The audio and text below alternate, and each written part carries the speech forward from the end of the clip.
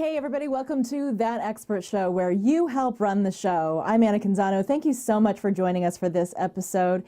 It's an important one. I'm not saying that it could save your life, but it could literally save your life. It's because we're tackling the topic today of how to survive a sinking car. I know it's not something that you necessarily want to think about, but it's maybe something that we should all think about because we don't want to be thinking about it for the first time if that kind of misfortune befalls us. We certainly want to have thought ahead and planned for that scenario and learned from an expert like we have lined up today what the best case is in surviving that mishap. There's a lot of misinformation out there that we would like to dispel today. I know for myself, I live in a city that has a lot of bridges over water, Bridgetown actually, and it's something that I've thought about more after becoming a mom. I've got 2 young kids, so often they're in the car with me, and so it's not just myself that I need to worry about if something like this happens. I have to think ahead and know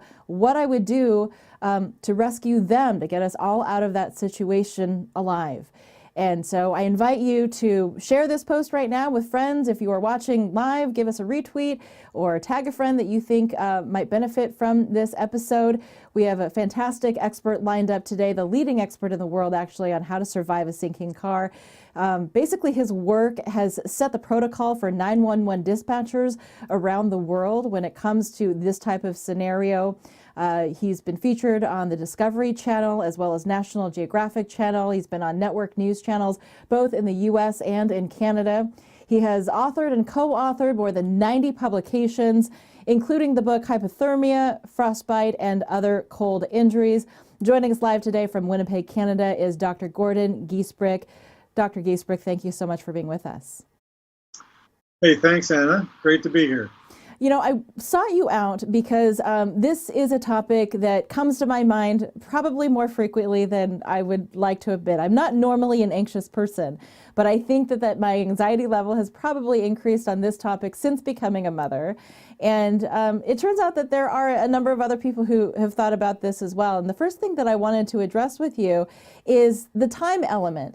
I think that, you know, people, if this scenario occurs, they're driving on a bridge and for some reason their car goes off the bridge and they've wound up in the water. Some people might think that they would call 911 because since we were children, that's what we're told that we're supposed to do. And you don't think that that's the case?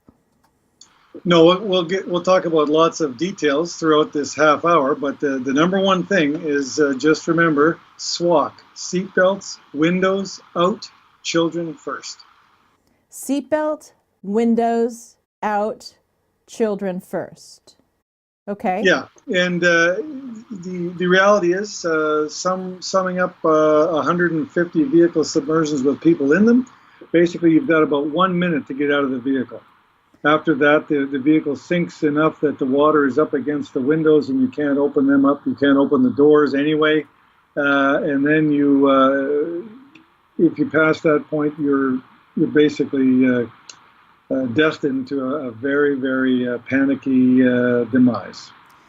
Let's back up a little bit and talk about how it is that you have come to know so much about these scenarios. You've actually physically gone out and conducted the testing on these types of scenarios. Can you describe your background in the field? Well, I primarily study cold stress in people, and I was asked to testify in 2005 in an inquest for someone whose vehicle broke through the ice. And they were thinking at the time that this was really his death, the driver's death was related to the cold water, which certainly played a part. But he was driving a big snowplow that went directly to the bottom of the lake, and one of the things that I'd concluded by the time I got to the inquest was there really has not been a lot of research done in this.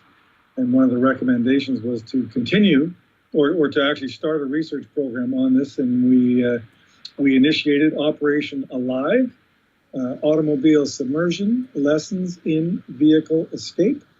And over the next number of years, we did several different scenarios, many submersions. We put people in the vehicles in controlled settings. And we learned an awful lot that had not been available before. Fascinating. And I think one of the things that you've learned along the way is that 1 in 10 drownings actually involves someone in a sinking car. Yeah, there's about 350 to 400 drownings in vehicles in U.S. and Canada every year. And vehicle submersion has one of the highest fatality rates of any single vehicle accident. And depending on the year, up to 10% of drownings in westernized nations, occur in vehicles. Wow. Mike on Facebook is saying that he's always driving highways, roads, and bridges. He's heard so much of what to do and what not to do, and much of the information is conflicting. He says, to be honest, crashing into water is something that I've always been scared of for years. So this is something that is on the minds of a lot of people, and yet there is a little device that I think a lot of people perhaps have in their cars that may give them a false sense of security. For example, Katie on Facebook says that, she bought new cars over the years, but was always asking if she could have roll-up windows as an option, because if she went into the water, she wanted the ability to roll her window down. The salesman always laughed at her, but she was serious. Now, having roll-up windows in a car isn't necessarily your key to escaping. And these days, roll-up windows aren't even available that often. Yeah, when you say roll-up, you're meaning hand crank windows. There are certainly some vehicles that do still have those, but it's most vehicles have electric windows. And the reality is, your electric windows will work. They'll function for certainly 30 to 60 seconds, or if not more. And we tell people you only got 1 minute to get out of that vehicle anyway. The reality is when you go in the water, so to understand what happens in a vehicle in water, the vehicle goes in the water. I think everybody understands the water level on the outside is higher than on the inside.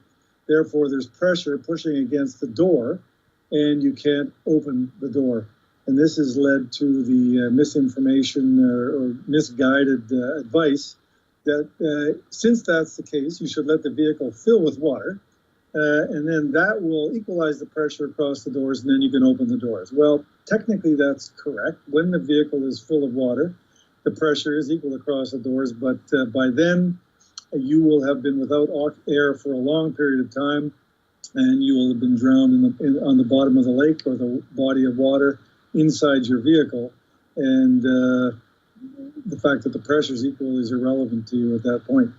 So the windows will open, and you just think of yourself as being in a boat with a big leak. And if you open the windows right away, you actually get out of the windows and go down into the water, because the vehicle is, it's fairly high in the water for the first minute. After that, as the vehicle gets more water in it, obviously it sinks. And here comes the problem where when the water rises up high enough to push against the window, now the window is just like the door. You can't open the window either. So you can have a perfectly functional window motor, and the switch and everything will work, but it just can't overcome the pressure of the water against the window. That's why you've got to get out in that first minute. That first minute is so crucial.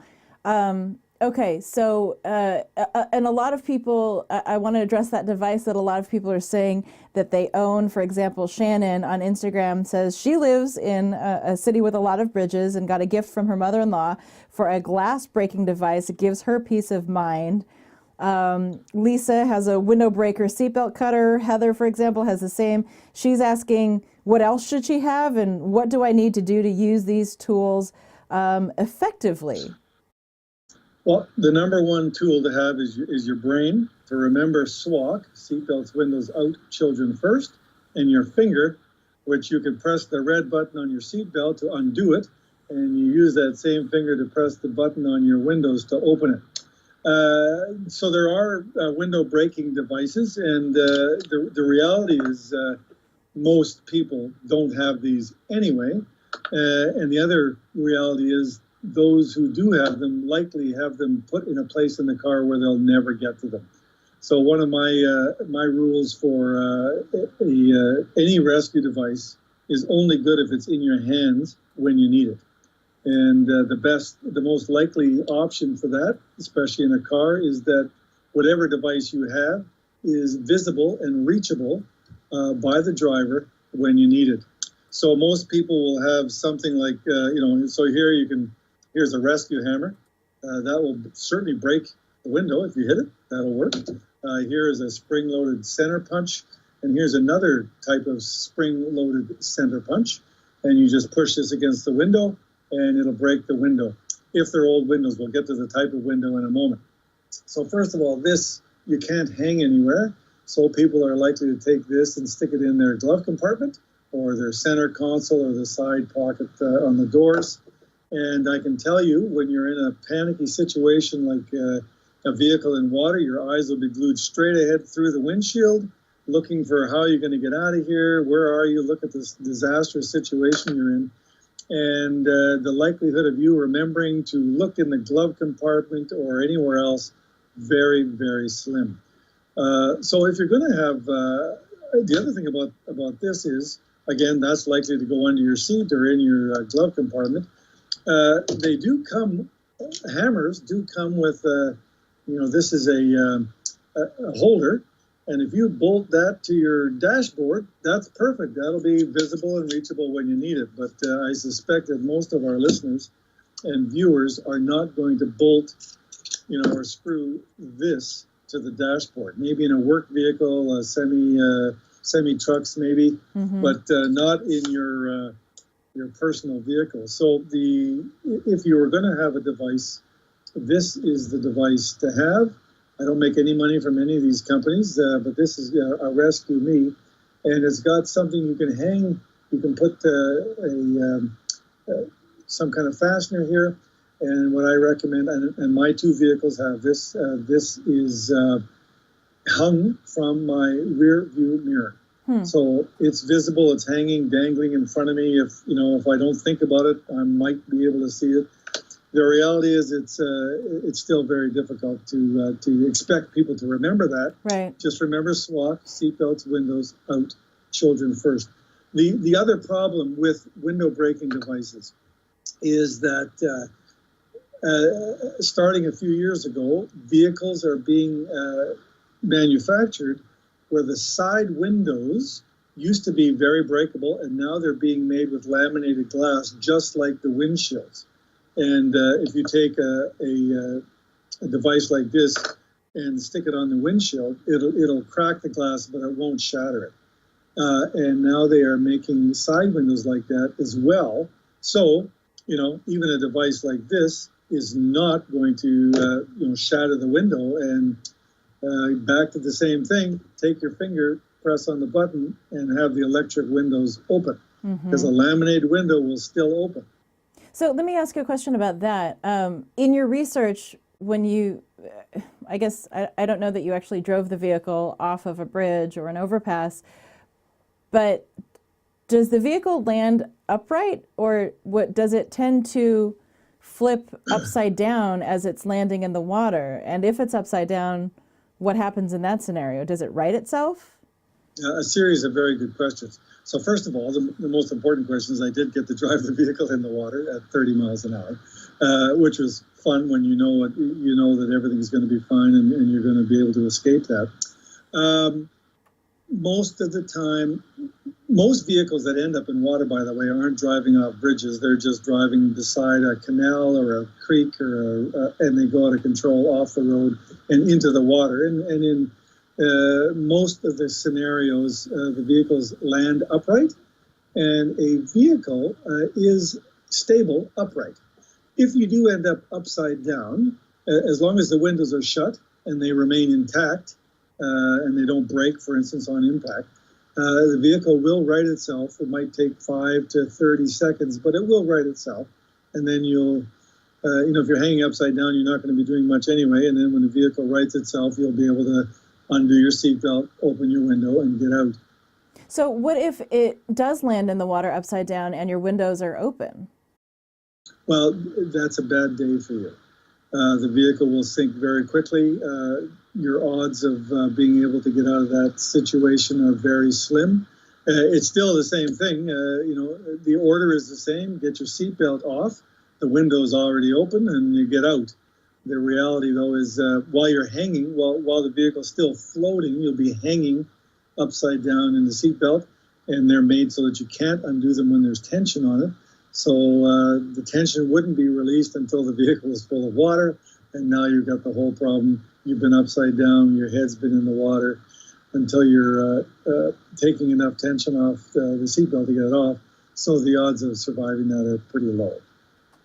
So I guess, interesting. So the tidbit that you said there about the seatbelt having tension on it and not releasing, that's where that seatbelt cutter potentially comes into play. Yeah, it could be. Again, if you're upside down in a car and the windows are open, your head's going to be underwater. I don't even just talk about the possibility of finding your seatbelt cutter. Yeah. That's just not going to happen. Okay. Well, that kind of lends itself to the idea of driving with your windows up and your air conditioning on. Yeah, the key is it's okay to have your window. I mean, I don't drive. I don't drive being paranoid about all these things. I just know that I have SWAC in my head. I will tell you, the only thing that has changed my habits, other than remembering SWAC, is that after doing all these tests, I will no longer ever drive in the back seat of a two-door car. You won't ride in the back seat of a two-door car? No. Pardon? You won't drive? I won't ride in the back seat of a two-door car. You won't ride in the back seat of a two-door car. Interesting. Because it's more difficult to get out. Right. For sure. Okay. Because some of those cars, the window's very small, or the window won't open. Right. You don't have a door. It's just doors are relevant in the water, but also if the car's on fire, you can get out the door, except if you're in the back seat. So I've just become very aware of the difficulty of an adult in the back seat of a two-door car. I want to say hi quickly to Willie and Javier and Melody who are watching. Thanks for tuning in live. Let's bring in this scenario of having children in the back seat then.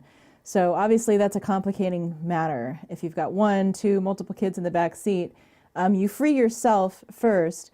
And then is there a particular order in which you should free the children who are with you? Yeah, so it's the same order: seatbelts, windows. You've got to get an exit. You've got to get that window open before the water gets up against the window, and then you're stuck. And then out, children first. So, to get your seatbelt off, you're gonna turn around, face your kids who if they really need help, they're young enough that they're going to be in the back seat in car seats. If you can open the back window, that's great. If they're child-proofed and they won't open all the way, you'll have to open up a front window. Anyway, now you're looking at your kids. Which one's first if you have multiple children? And we suggest you start from the oldest to youngest. Even a 3 or 4-year-old, you could take out. You could get them out of their seat belts and get them out the window and just tell them to hang on, and you'll be out in a moment. And then you can start moving to the kids who need more and more help. If you start with the youngest, an infant, for instance, who is basically helpless. Now you've got them in your two hands are holding this child, and you've got a big problem, because now how do you do all the rest of the tasks you'd want to do? So we've shown we haven't done it as fast as we can with actual children, but we've certainly used dolls and mannequins, and you can undo 3 kids and get them out the window, certainly in 45 seconds. If you're concentrated on one task, is actually quite a while. That takes quite a while. You can do a lot of things in 45 seconds to a minute, if you remember that you're supposed to get them out. And we always say children first. So you push the child out the window in front of you, because you might think, well, I'm going to get out and then I'm going to reach back in and get the kids. And if that happens right about when the water starts coming in the window, the vehicle will start to sink quicker, the water will come up quicker, and now you're outside trying to reach inside and grab your kids who are now getting underwater. That's very difficult. But as I somewhat joke with people, but it is true. If you have a child in your hands and an open window, and the vehicle is starting to fill quickly with water, you'll get out of that window pushing the kid ahead of you. You don't have to think too much about that. You'll end up on the outside of the vehicle when Right. you're well motivated. Yeah, just kind of your paternal instinct kicks in. So then let's talk a little bit about the varying scenarios. For example, I know that somebody wrote in about having a disability and having multiple people in the car. Are there things that people in the car to do that that can be effective in helping one another get out, for example? Well, certainly, again, the SWOC advice, is going to work most of the time, right? We say that all of our advice will work for most of the people in most of the scenarios most of the time. There's always a bad news scenario that it's pretty tough to find a solution for, and depending on the disability. But let's take one.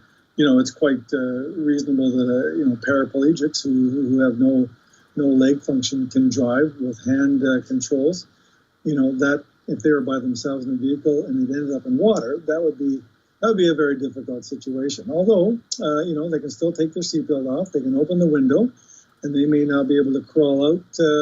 But as the water is coming in, they're going to float up, and if they've got the seatbelt off and the window open, and they're kind of holding themselves out the window as the vehicle fills up, they'll be able to swim out. But again, they have to have the seatbelt off and the window open in the first place.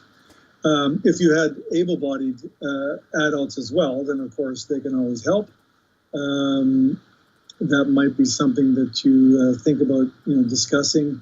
If you had a family, for instance, where one of the people was disabled, whether it was the driver or passengers, how would you do this? Mm-hmm. And basically, you don't just talk about it at the kitchen table.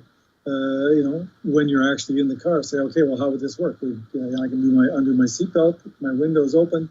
Now, how am I going to get out through the window? But the key is, when you're thinking about any of these scenarios, forget about the door. You have to get out through the window. Okay. And forget about 911. You don't have time to call 911. The dispatchers won't be able to send help in time to rescue you if you really only have 60 seconds to get out of the car. Yeah, even if a fire department was right across the street from the lake that you were in, by the time you call 911, they call the fire department, they dispatch them, they have to run down the stairs, get in the vehicle, and drive across the street.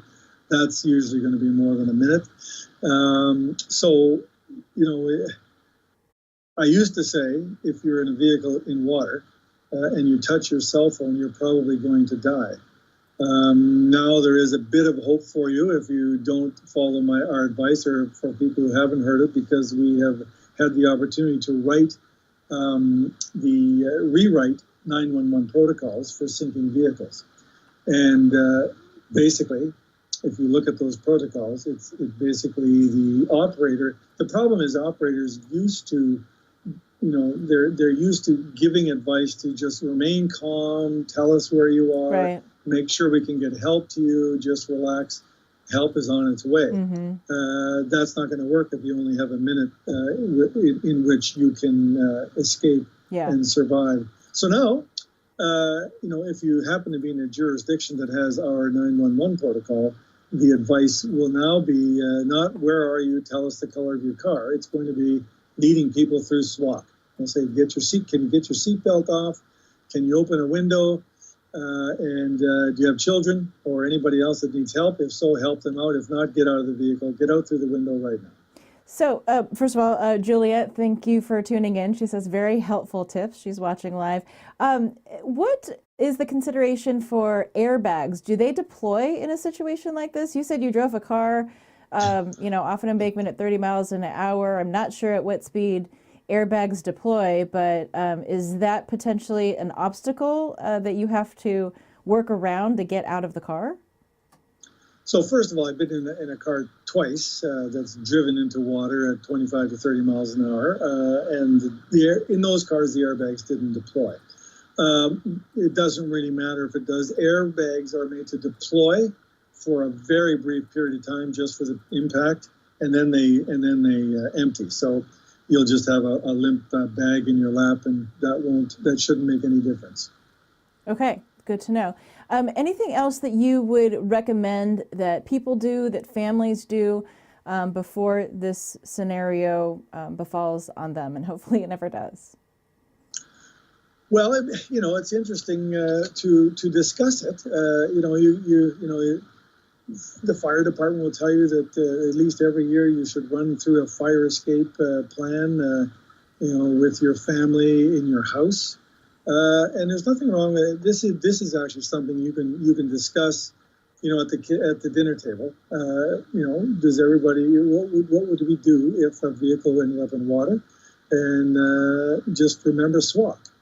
And the more you remind your kids and your family about what to do, and just stick with those points, right? Because every time I talk about this, somebody talks about, well, shouldn't you let the vehicle fill with water, or we could use the air bubble and all these things. In fact, I saw something on a newscast last week. We're talking about breathing air from the tire. The bottom line is, if you just get out of the vehicle and swim you shouldn't be getting out of the vehicle and swimming to the surface. That's going to be impossible. You can only get out of the vehicle if it's still floating. And so you just get out. And by the way, when you get out of the vehicle, you don't get out and just necessarily swim away right away. You do still have a boat that you can hang on to. It's got a big leak. It's going to be gone soon if it's in deep water. But you can hold on to it, get on the roof, or just hold on to the side as it goes down. Figure out what's the closest or the safest place to get to. How can I get there? And of course, if you have 3 kids, all under 4, you still got a big problem, right? How are you going to swim to shore if you need to swim, with 3 kids in tow? That's going to be very difficult. But the reality is, that's a problem I'd like to have if I'm stuck in a vehicle in the first place. Because if we all stay in the vehicle, we're all going to drown. Absolutely. Just one last thought. So assuming everybody has gotten out of the vehicle, how much time do you have before the vehicle just fully sinks to the bottom and you no longer have that linking boat to hold on to? Obviously, the times will vary, but the difference between perhaps a sedan or an SUV. Well, yeah. If you keep the windows open, you've got a window, a minute to get out, and then once you can't open the windows anymore, you've got, and this is really terrifying, you've got 2 or 3 minutes left that you can still breathe in this vehicle, and you start to panic because you realize you can't get out. If you open the windows and get out, now when the water gets up against gets above the bottom of the side windows, the vehicle will fill, and then it's going to disappear fairly quickly. Like, if the water is, 15 feet deep, then that vehicle is going to disappear. Once the water starts going in the windows, it's going to disappear in 10 seconds. In 10 seconds. But, okay. But you can still, until it starts going in the window, you can hold on, and then you still got 10 seconds or whatever, as it's going down, as long as your leg's not stuck in that open window, the vehicle's not going to suck you down or anything. You can hold on to it as it disappears, and then figure out. By then, you should have figured out which way am I going to go. If there's multiple people in the vehicle, you should discuss that ahead of time, like while you're out in the water. Say, okay, we're going to go to that shore. We're going to go to this shore, and everybody should go to the same place. Because if you don't, now A, you can't help each other, and B, you end up on opposite sides of the water body. So we should go, keep everybody together, and that should do it. I guess my last question to you would be this. Do most of us have the capacity to stay within a certain frame of mind for survival, or for most of us, does the adrenaline kick in so severely that we're almost paralyzed in that moment? Like, I just want to get some hope here that the majority of us would be able to respond in a manner that lends itself towards survival rather than the opposite. Well, if a person didn't watch this show or has never heard about SWAC, and all they've ever heard is to let the vehicle fill with water, they are not going to do the right thing, and they have no basis on which to make good decisions, and that's not going to be very good for them. However, if you have heard this and you remember SWOC, then your odds are very good. So the more prepared you are, the more likely you are not to panic. If you understand, I've got a minute to get out of this vehicle, and all I've got to do, the things I really have to work on is get my seatbelt on and open that window. Getting out's going to come. It's as the water's coming in the vehicle, I'm going to get out of the vehicle. So right. that's pretty simple. Okay.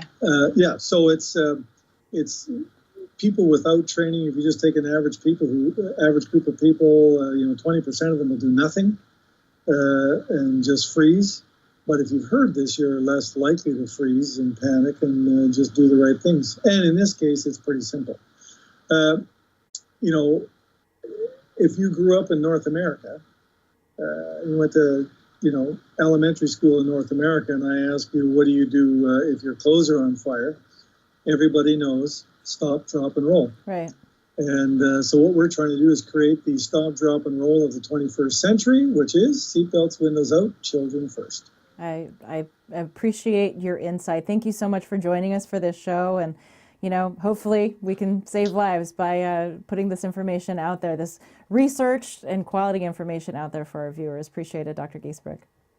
Well, thanks, Anna. Everybody, just remember SWOC, and you'll be okay. All right. Thank you. And thank you for joining us for this episode of That Expert Show. Whew, a lot to take in. I'll definitely be creating a tip sheet based on Dr. Giesbrecht's information. A lot to write down. Maybe it's a tip sheet that you'll want to share with your friends and family, or maybe this episode in total is something that you want to share with the folks that you know. You can always connect with us on Facebook. I'm on Facebook at Anna Canzano, on Twitter and Instagram at That Expert Show. And if you didn't catch this live, you can always watch us after the fact on thatexpertshow.com, the website, or check out our YouTube channel. We also put this information back out to you as a podcast, so you can just listen to this information as you're perhaps driving around, doing things in the course of your day. We're on Apple iTunes, Google Play, Stitcher, TuneIn, all the good places where you listen to podcasts. Hey, thanks for being with us for this episode. I always invite your ideas on guests that you want to hear from, topics that you would like for me to cover. So just drop me a line or hit me up on social media if you've got some ideas on how we can make this show work for you. It is That Expert Show, after all, where you help run the show.